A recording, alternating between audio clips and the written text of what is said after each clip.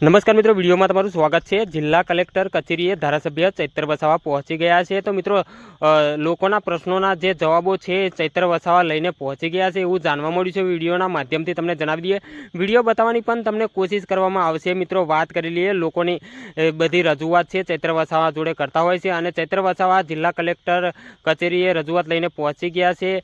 તો એ બધી રજૂઆત છે, લોકોના પ્રશ્નોના જે જવાબોના મળતા નથી અને જે ગ્રાન્ટો મંજૂર થાય છે એ લોકો સુધી પહોંચતી નથી।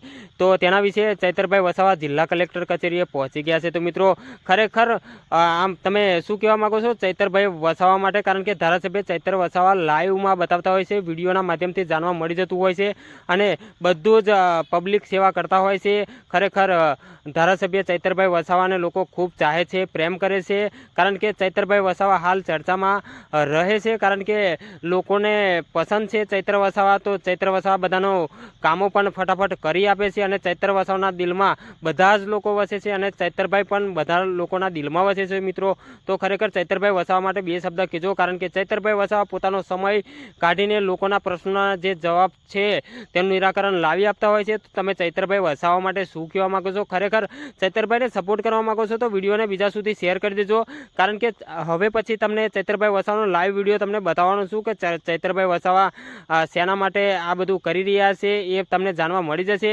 તો મને જે જાણવા મળ્યું છે એ તમને મારી ચેનલ પર જણાવી દીધું।